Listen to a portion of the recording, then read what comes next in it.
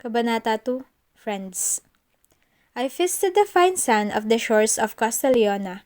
Tinapon ko ang buhangin nang wala sa sarili. Sa kabilang kamay, pinalis ko ang mga luhang lumanda sa mga pisngi.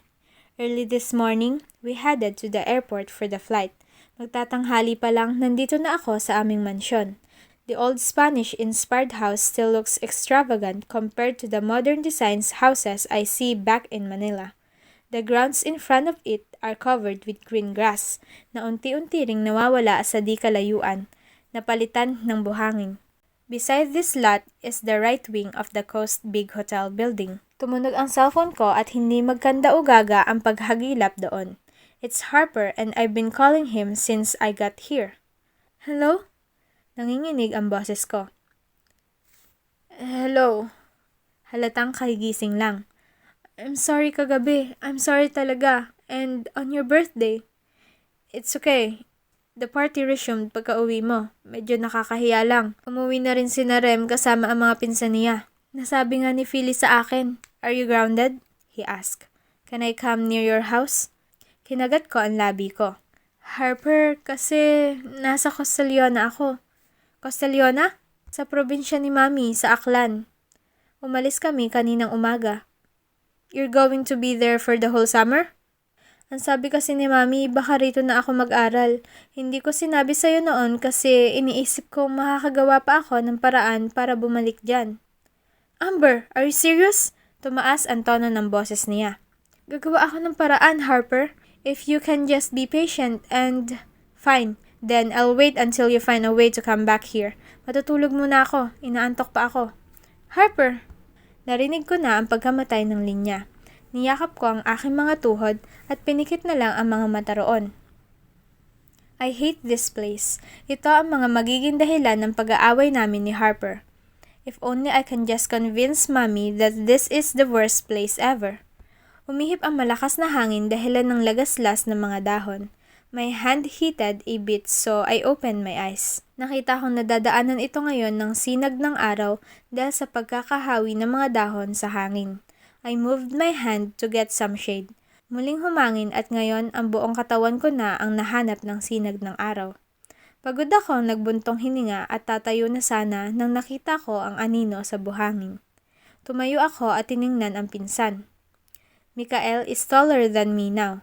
Although I know I'm a year older than him, pero kung titignan ang ayos naming dalawa, tila mas bata ako at siya ang nakakatanda. Kael, I smiled weakly. How are you? I'm fine. Dito ka ba natutulog sa mansyon? Hindi kita nakita kanina nang dumating kami ni Mami.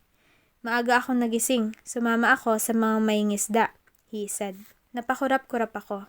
Now that he mentioned it, I noticed the huge change in his skin color. Kung hindi ko lang siya sa mukha unang nakita, hindi ko siya makikilala. I think he's one of those men I usually see in this town's village. Tita Maram wants me to check on you here. Mapait akong ngumiti. Hindi ko alam kung alam niya ba kung bakit ako narito ulit o hindi. Gusto mo bang sumama sa akin sa bayan? May iniutos siya sa akin. Baka lang nababagot ka at gusto mong sumama. Given my past experiences in going out of this mansion so many years ago, I don't think I like his idea. Hindi na Kael, dito na lang ako. Tumango siya. Sige, magbibihis lang ako. Kung magbabago ang isip mo, sabihin mo lang. I smiled faintly and let him go to the mansion. Sumunod naman ako sa kanya ilang sandali ang lumipas. Nang natapos na siya sa pag-aayos at pagbibihis, pinagmasdan ko na lang ang pag-alis niya mula sa kwarto. I remained that way for the next 2 weeks. It was very easy for me since ganoon naman ang ginagawa ko sa bahay namin tuwing walang ballet class at iba pa. I call my friends every now and then and Philly regrets encouraging me about what I did. Samantalang laking inggit ko sa palagi ang pag-alis ni Harper. He would go on vacations with his family or his friends. Sometimes he's too busy to answer my calls and texts that a whole day will pass us by without communicating. Hindi kami halos magkausap ni Mami. She's very cold towards me, and I'm growing lonelier and lonelier each passing day. My only human interaction in this place is with Kael. Hindi pa gaanong masalita ang pinsan ko kaya wala rin. Hindi ko rin kasi alam ang mga hilig niya o ang mga ginagawa niya kaya wala akong masabi. The few house helps of this mansion don't talk to me much gaya ng dati, ni hindi ako tinitingnan. Minsan sinubukan ko makipag-usap sa isa pero nawala rin ang usapan. Taga rito po kayo? Tumango lamang ang kasambahay pagkatapos magsalin ng juice sa aking baso. Saan po ba ang bahay nyo? Malapit lang? Yes ma'am, excuse me po, she said and walked away without looking at me. It's been 5 days now since I last talked to Harper. And sabi ni Philly, mag-break na raw kami at mukhang ng bababae raw. Tuwing nagtatanong ako kay Harper kung may ibang babae siya, lagi niya sinasabi na wala naman. Sino bang manloloko ang aamin, Amber? Manloloko nga ang tawag, di ba? Kasi lulukohin ka. Giit ni Philly. Ayokong husgahan siya, Philly. It was my fault why we are apart now. My fault why we couldn't communicate much. My gosh, Amber, don't take all the blame. If he really loves you, he'd find a way for you to communicate. Sometimes when I'm so frustrated, I say things like that to Harper. Harper, if you really love me, you'll find a way to communicate, hindi ba? Ang sabi ni Philly, naniniwala ka naman sa brat mong kaibigan na yon, Amber? Alam mo namang sinisiraan lang ako ng mga yan, hindi ba? I can't help it. They all got a point, Harper. Kahit isang text lang naman. I would understand if you're not online, but you are. Alam mo, sige, maniwala ka sa kanila. I bit my lower lip. This is so stressful. Siguro nga masyado akong bored. I stared at the ceiling the whole day while they are all busy with their lives. Kaya kung ano-anong pumapasok sa utak ko. Tutal, dyan ka naman magaling. Madali ka namang naloloko. That's not what I meant. Kabado kong sinabi. Hindi, Amber. Nakakapagod ka kasi. Nagsasaya ako rito tapos natawag ka para mambad trip. Alam mo, mas mabuti pa mag-break na muna tayo. What? Oo, sinabi mong uuwi ka ah. Magdadalawang buwan na, hindi ka pa rin umuwi. Ikaw pala itong nagsisinungaling sa akin. Ginagawa mo akong tanga. I said I'll try. My mommy is just so hard. Sige na. Ibababa ko na to. Huwag ka nang tumawag hanggang hindi ka pa nakakauwi. Harper, why are you breaking up with me with just... Wala na siya sa linya. Wala na rin akong nagawa. The frustration had been going on for so long that hearing him breaking up with me was just another addition to it. Hindi na ako nagtaka kung bakit sama ng loob na lang ang naramdaman ko. Hindi na umiyak. I stared at my plate. We're having dinner here in the Coast Restaurant. Si Mami sa harap ko, si Kael naman sa kanan. Mami sipped on her wine as she watched me play with my food, zoning out. Your father will arrive tomorrow for a vacation here. Napatingin ako kay Mami. Between her and Dad, mas close ako kay Daddy. But I know he'll never let me have it my way. He's too giving to Mami in terms of disciplining me and the likes. Kahit na ganoon, masaya pa rin ako na nandito siya bukas. He will help me with the hotel's meetings with some builders and contractors I know. Magtatagal po ba siya rito? Maybe. At saka bukas, magkasama kayo ni Kael na titingnan ang magiging eskwelahan mo. You will take up business since their courses are not that varied here. Pagod akong tumango. Ilang beses ko na siyang pinilit na iuwi ako ng Manila pero lagi sa mga pagkakataong iyon, nag-aaway lang kami ni Mami. I don't want another raw for tonight. I'm too exhausted with my conversation with Harper. Stop being so upset for the people who are not for you. Si Mami. Hindi ko alam na nahahalata niya pala ang mas mababa kong disposisyon sa araw na iyon. Aren't you happy that I'm setting you free in this place compared to Manila? Ayoko naman dito kaya wala akong pakialam sa kalayaang sinasabi niya. She knows that I won't bother going anywhere so she's so proud to say that she's setting me free. If you do good, I'll let you go with your dad once in a while.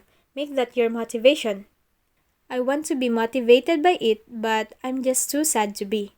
Pagkatapos ng dinner, umuwi na rin kami at nagkulong na ako sa kwarto. Naghanda na lang ako ng idadamit bukas pagkatapos ay naligo na lang at natulog.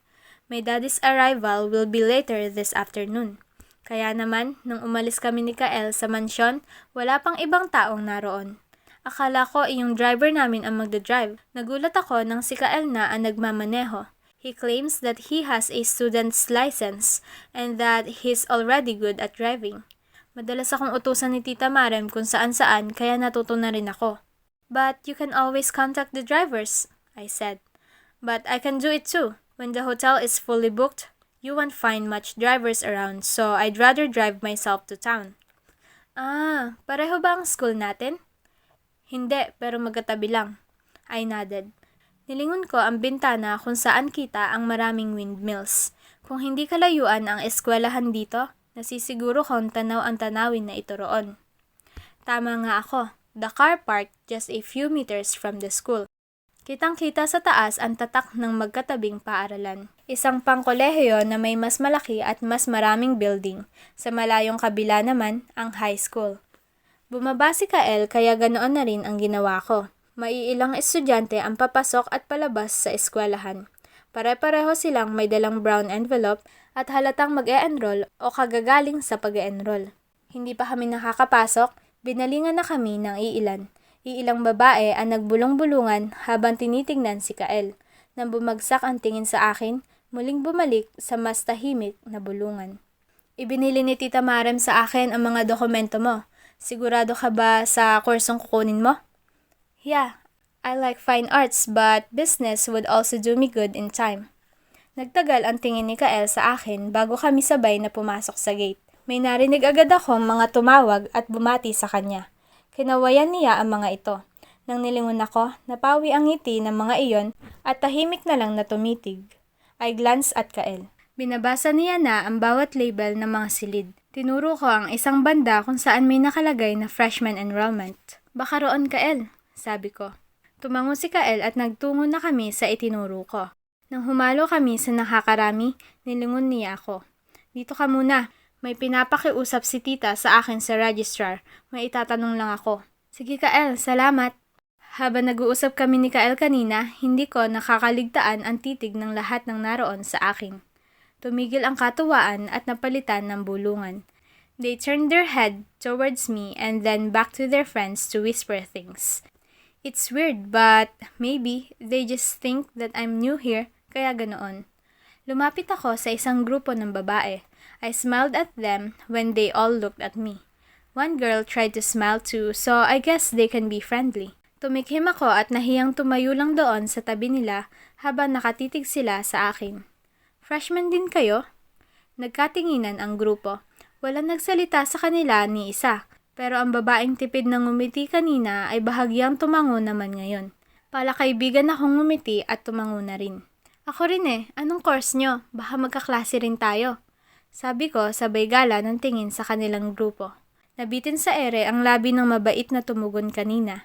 Nagkatinginan ulit sila bago may isang nagsalita. Tara na nga, magmerienda muna tayo. Gutom na ako, she declared. I swallowed hard. Mabilis silang umalis doon at naiwan akong mag-isa. Malayo sa isa pang grupo na nakatingin ulit sa akin. Maybe they think I'm a bad person? Do I look like a bad person? Napatingin ako sa reflection ko sa salamin.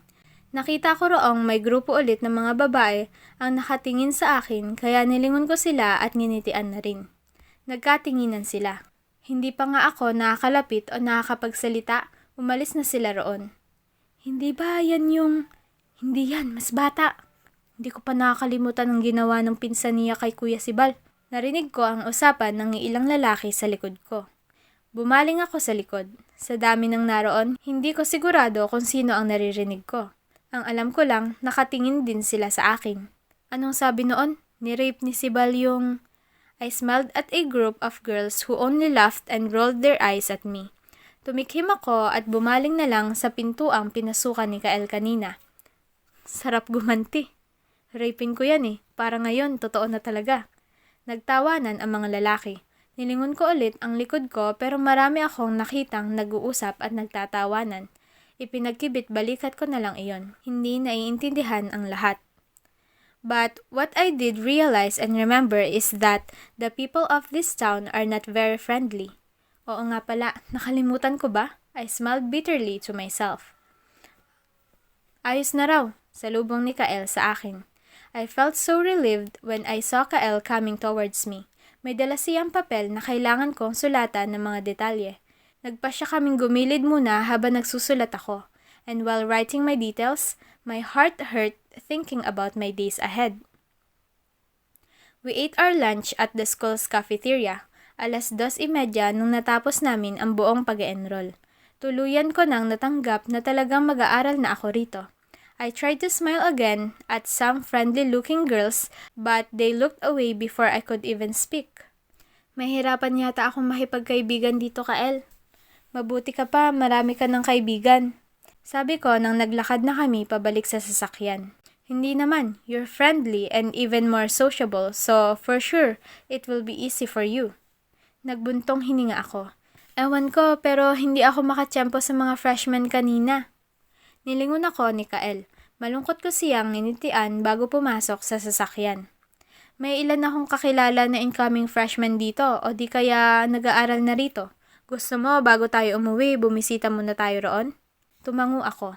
I cannot easily say no to Kael's offer. Tanggap ko na narito nga ako mag-aaral sa ngayon. I will look like an outcast if I don't make friends or at least acquaintances. Niliko ni Kael sa isang lubak-lubak na bukana. Hindi kalayuan sa entrance ng aming hotel. It's an opening to a village of so many coconut trees and bushes. Tinigil niya ang sasakyan malapit sa unang bahay na naroon. Galing doon, nakita ko na ang nakahilerang mga bahay sa malayo. The houses there are made of both concrete and wooden things. The first house we saw was, I think, the largest and the newest looking among others. Dito nakatira ang ilang classmates ko. Kaibigan ko rin ang mga nakatira sa bahay na yan. Si Kael sabay turo sa malaking bahay sa harap. Tinanggal ko ang seatbelt at tumango na lang. Sabay kaming lumabas na dalawa. Nakita ko agad ang grupo ng mga babae at lalaki na nang nakita ang pagpark ng sasakyan, nagmamadali at nagtatawa nang lumapit doon. The house in front of us also had other people. Pero nagulat ako nang nakita ang isang pamilyar na lalaking lumabas doon. Tumikim ako at nagpasalamat na nauna na si Kael sa akin. I have him to shield me from the thrown looks of the people around.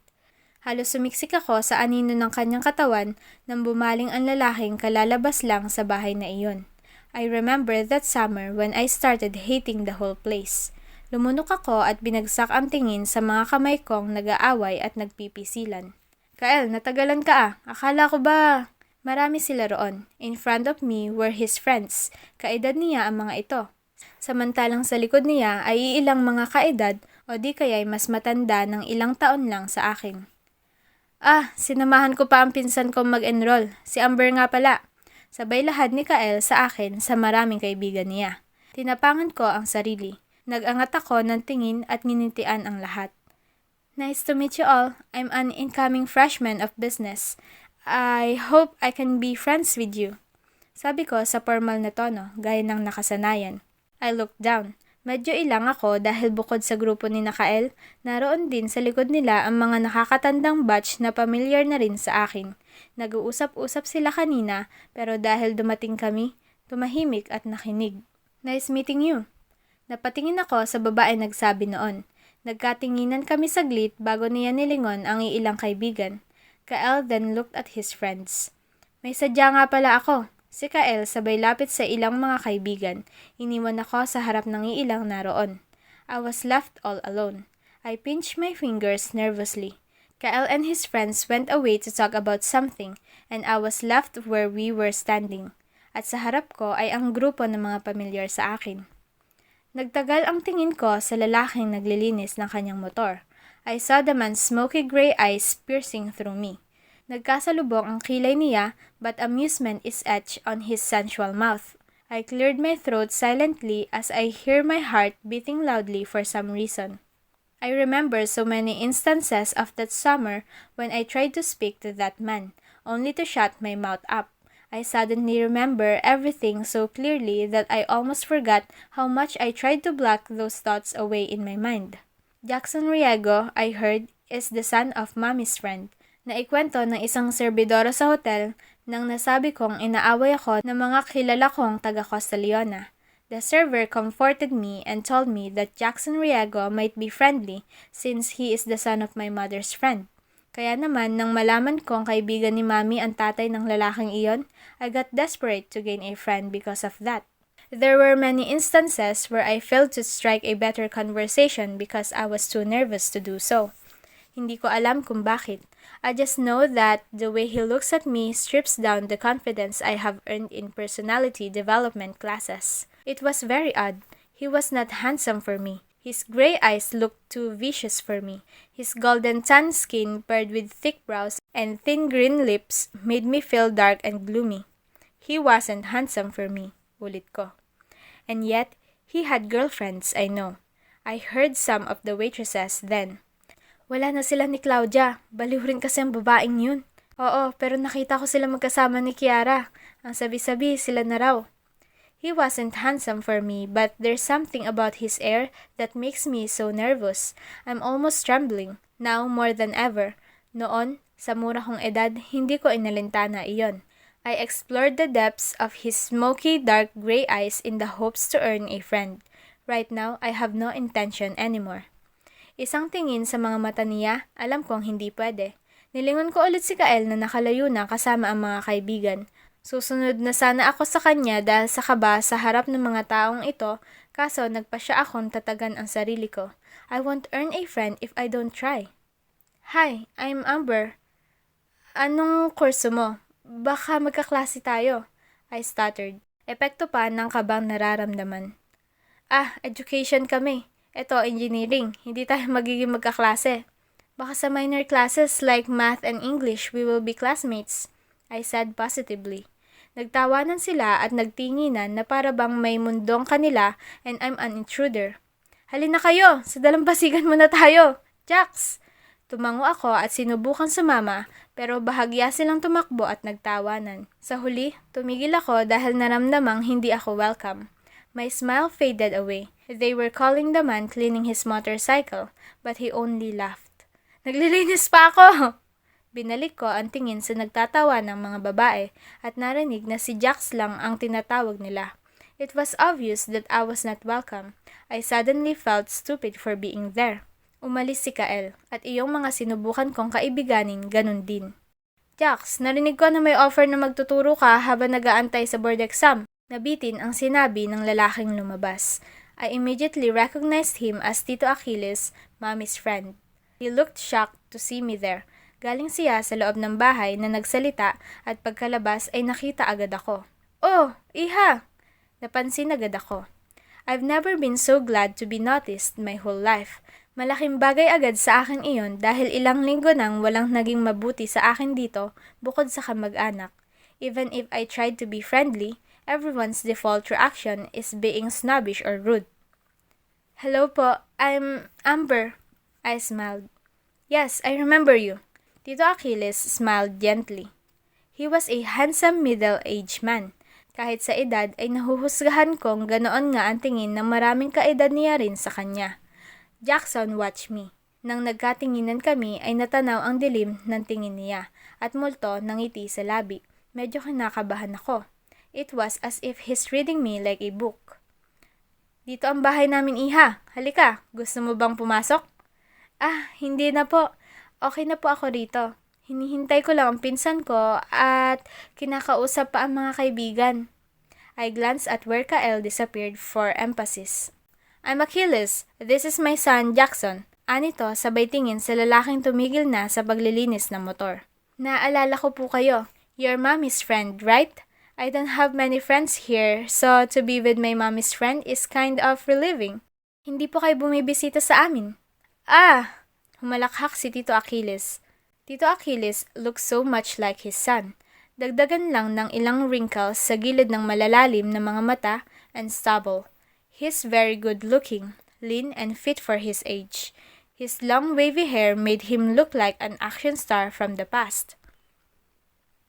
Baka magulat ang mami mo kapag bumisita pa ako, he joked. Kumunot ang noo ko. Sumulyap ako kay Jackson. He stared at me with amusement in his eyes. Bakit naman po? To be visited by a friend is a pleasant feeling. Iha, we're not exactly friends anymore, he said. But it's okay. It's not a big deal to us anymore. Po? Nag-away po kayo ni Mami? I asked puzzled. Kailan po? No. Let's just say, well, kitang-kita ko ang hirap niyang pag-explain sa akin sa nangyayari. May nakaraan kami ng mami mo, kaya hindi na kami magkakasundo. Nakaraan? Po? I said, still a little bit confused. Tita Maram's ex-boyfriend, Amber. Jackson chuckled. Uminit ng husto ang pisngi ko. Parang may gumuho sa kaloob-looban ko nang natanto iyon. Tito Achilles eyed his son because he was so amused by it. Alam ko kung bakit. Ang mga alaala kong pilit na kinalimutan noon, muling bumabalik. Bakit hindi mo ako pinapansin? I'm busy. He answered me pagkatapos ng ilang araw kong paungulit noong tuwing nakikita ko siya. We should be like our parents. Gagayahin ko lang si Mami at ikaw ang daddy mo so we can be friends, or at least talk to each other. He looked at me with serious eyes. The 14-year-old stupid me looked at him with equal determination. Kabababa niya lang sa bangka at nag-aabang talaga ako para muling sabihin ang dahilang ito. You don't know what you're talking about, he sometimes said. Or, marami akong ginagawa. But for today, it's a different answer. And it broke me into pieces. I don't want that for us. So, no. Hindi ko gagayahin ang papa ko. Hindi mo rin gagayahin ang mami mo. He said, ending what's left of my hope. I don't have friends here. I will never have friends here. No matter how hard I try, ha?